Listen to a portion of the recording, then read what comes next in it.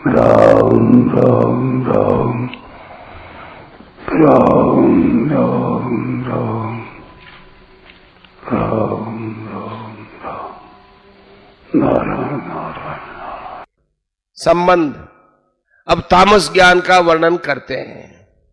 यह तु कृत्स्नवदेकस्मिन् कार्ये सक्तमहेतुकम् अतत्त्वार्थवदल्पं च तत्तामसमुदाहृतम्। किंतु जो ज्ञान अर्थात जिस ज्ञान के द्वारा मनुष्य एक कार्य रूप शरीर में ही संपूर्ण की तरह आसक्त रहता है तथा जो युक्ति रहित, वास्तविक ज्ञान से रहित और तुच्छ है, वह तामस कहा गया है। व्याख्या। यत्तु कृत्स्नवदेकस्मिन् कार्ये सक्तम्।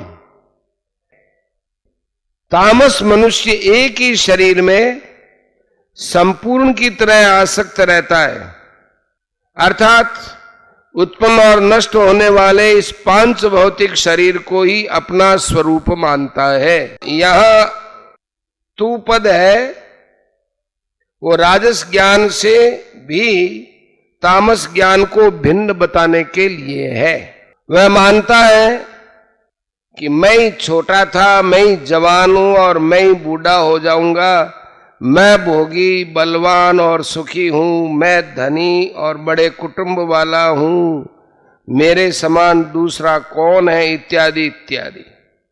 ऐसी मान्यता मूढ़ता के कारण से ही होती है। इति अज्ञान विमोहिता 16वें का 15वां। अहेतुकम।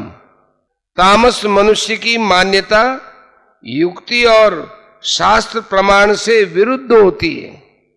यह शरीर हरदम बदल रहा है, शरीर आदि वस्तु मात्र अभाव में परिवर्तित हो रही है, दृश्य मात्र अदृश्य हो रहा है और इनमें तू सदा ज्यों का त्यों रहता है। अतः यह शरीर और तू एक कैसे हो सकते हैं, इस प्रकार की युक्तियों को वह स्वीकार ही नहीं करता।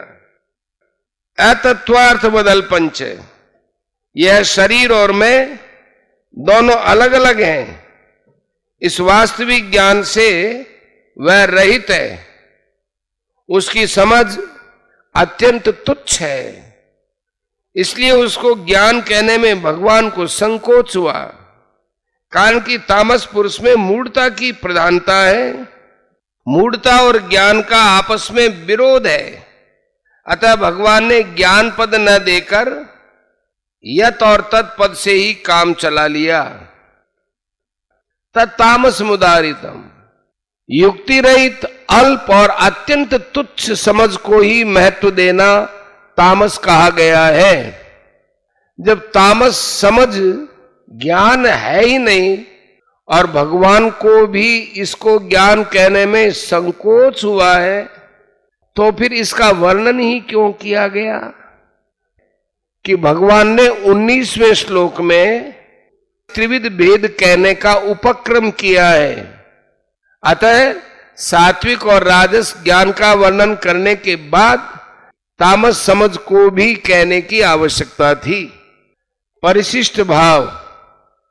तामस ज्ञान में आसुरी संपत्ति विशेष है।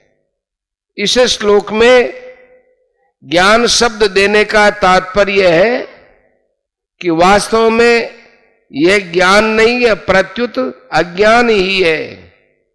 यह तामस मनुष्यों की बुद्धि है, जिसको पशु बुद्धि कहा गया है। त्वं तो राजन मरिष्येति पशु बुद्धि मिमाम जही न जाता प्राग भूतोद्य देहवत्वम न नंक्ष्यसि। श्रीमद् भागवत 12वां स्कंद 5वां अध्याय 2 श्लोक। श्री सुखदेव जी बोले, हे राजन, अब तुम यह पशु बुद्धि छोड़ दो कि मैं मर जाऊंगा। जैसे शरीर पहले नहीं था, पीछे पैदा हुआ है और फिर मर जाएगा, ऐसे तुम पहले नहीं थे, पीछे पैदा हुए और फिर मर जाओगे, ऐसी बात नहीं है।